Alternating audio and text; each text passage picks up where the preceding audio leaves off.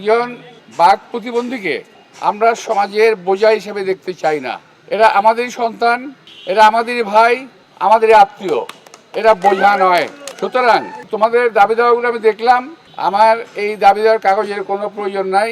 আমি তোমাদের প্রয়োজনটা আমি বুঝতে পারছি। যদি আল্লাহ তাআলা সুযোগ দেন, ইনশাআল্লাহ তোমাদের যেটা প্রয়োজন আছে ইনশাআল্লাহ সেটা আমরা করব। যা প্রয়োজন আছে যদি সরকারে আসতে পারি আল্লাহর রহমতে, তাহলে তো অনেক ভালো হবে ইনশাআল্লাহ। যেটুকু বাকি আছে কাজ সেটুকু করব। এবং তোমাদের আমার আসলে ঠিক প্রতিবন্ধী বলতে একটু কষ্ট হয়। আমি ওই শব্দটা ব্যবহার করতে চাই না। আমি যদি আজকে সত্যি কথা বলতে, যদি আমার একটা সন্তান যদি প্রতিবন্ধী হতো, যেটা আমি করতাম সেটাই আমি করবো ইনশাল্লাহ। তোমাদের সমাজে প্রতিষ্ঠিত হওয়ার জন্যে, তোমাদের জীবনের স্বাচ্ছন্দ্য আনার জন্যে আমাদের যা করা দরকার একজন মানুষ হিসেবে আমি উপলব্ধি করে ইনশাল্লাহ নির্বাচনের পর আমরা সেই ব্যবস্থা শুরু করবো ইনশাল্লাহ।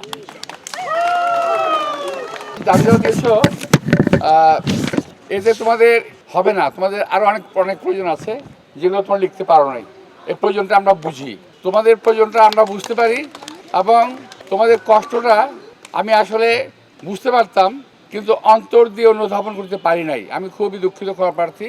আমি আজকে বুঝতে পারছি তোমাদের সমস্যাটা কত মারাত্মক, অনেক মারাত্মক এর সমস্যা। এই সমস্যা নিয়ে একজনের মানুষের বেঁচে থাকা এবং তোমাদের যারা বাপ মা আছে তাদেরও টিকে থাকা খুবই ডিফিকাল্ট,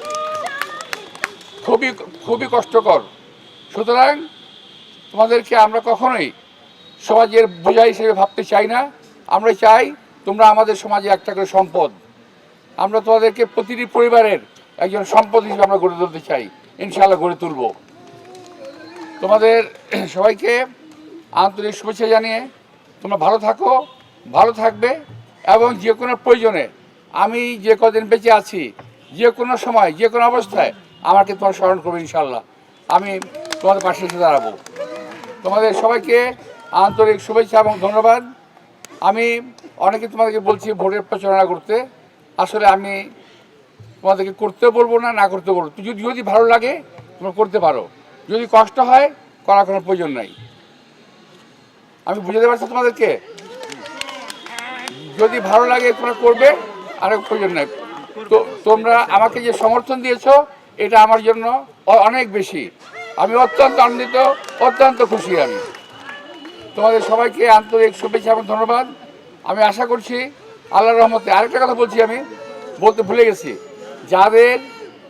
যাদের চিকিৎসা করিয়ে এই অসুবিধা থেকে মুক্ত করা সম্ভব, যদি এমন কেউ থাকে তাদেরকে প্রয়োজন পড়লে সরকারিভাবে না হলেও আমি ব্যক্তিগত পর্যায়ে তাদের আমি চিকিৎসা করাবো। যাদের মুক্তি পাওয়া সম্ভব, আমি জানি না সম্ভব কি না, আমার জানা নেই এটা সম্বন্ধে, আমি এক্সপার্ট না। তো যদি সম্ভব হয়, আমি আবার বলছি, যদি সরকারিভাবে না হয় আমি ব্যক্তিগতভাবে কাজটি আমি করব। যদি একজন লোকের একটা বাচ্চার মুখে যদি আমি কথা ফুটাতে পারি, একজন বাচ্চার মুখে যদি হাসি দেখতে পারি, সেটাই আমার জীবনের সার্থকতা হবে। সবাইকে ধন্যবাদ।